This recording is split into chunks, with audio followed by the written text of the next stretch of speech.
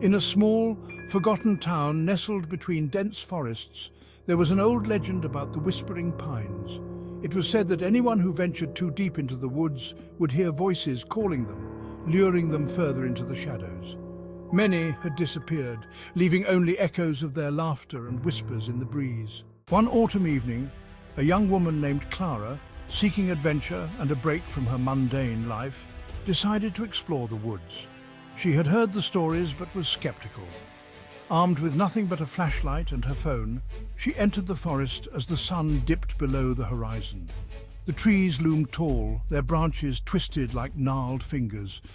The air grew colder, and an uneasy feeling settled in her stomach.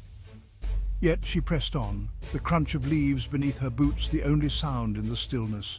As the darkness deepened, Clara began to hear faint whispers, indistinct but persistent. "Clara, come. Find us." She stopped, heart racing. Was it her imagination? She shone her flashlight around, but the beam barely penetrated the thick darkness. The whispers grew louder, more insistent. Clara's curiosity battled her instincts, and she took a few hesitant steps deeper into the woods. It beckoned her, pulling her closer to a clearing shrouded in fog. The air felt charged, electric, with an unspoken promise.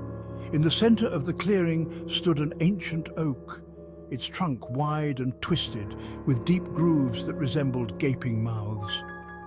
Clara approached it, drawn by an inexplicable force. The whispers became clearer now, overlapping as if a crowd was gathered just out of sight. "Join us, it's beautiful here." Chilled, Clara took a step back. "Who are you?" she called, her voice trembling. "Don't you want to play?" came the chorus of voices echoing through the trees. "We're lonely." Suddenly the fog thickened, swirling around her ankles. The air grew heavy and a chill ran down her spine. Panic surged. She turned to leave, but the ground seemed to shift beneath her feet. The trees creaked, their branches reaching out like skeletal hands. "Stay with us, Clara." Clara sprinted, her heart pounding as the whispers followed her, morphing into a cacophony of laughter and cries. She stumbled over roots and rocks, desperately trying to escape the forest that felt alive, twisting and shifting around her. The deeper she ran, the more disoriented she became. A flash of light caught her eye. A distant glow flickered through the trees. Hope surged within her as she sprinted toward it, only to find herself at the edge of a dark abyss. The ground fell away, and she stood before a deep ravine. The whispers now a haunting wail. "Don't leave us, Clara." Frantically, she looked around, searching for another way out.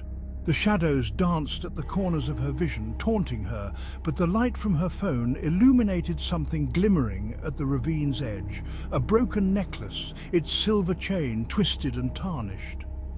It resembled one her sister had worn long ago, before she vanished into these very woods. "No," Clara whispered, the memories flooding back. Her sister had loved these woods. She had been one of the many drawn into their depths. The whispers grew louder, more insistent, rising to a fever pitch. "Join us, Clara. We can be together again." With a surge of adrenaline, Clara turned away from the ravine and raced back into the trees. The whispers morphed into angry shouts, branches scratching at her arms as she ran. She stumbled, the ground giving way beneath her, but she fought to get back up, pushing herself to move. Finally, after what felt like an eternity, she burst through the tree line and into the moonlit clearing where she had entered. The air was still and quiet, as if the forest was holding its breath. Breathing heavily, she turned, heart pounding, half expecting to see shadows creeping toward her, but there was nothing. Breathing heavily, she stumbled back toward town, the warmth of the lights beckoning her home. She vowed never to return, knowing that the whispers would always linger just beyond the trees. As she reached the edge of the town, the air grew still again. The whispering ceased, replaced by an unsettling silence. But just before she stepped onto the pavement, she felt a chill on the back of her neck. "Clara!" She froze, her heart in her throat. The voice was closer now, right behind her. She didn't turn around. Instead, she took one last look at the dark pines, shadows shifting as the moonlight flickered. Then, with a deep breath, she ran. not daring to look back but knowing that the whispers would always follow her, waiting for her to return.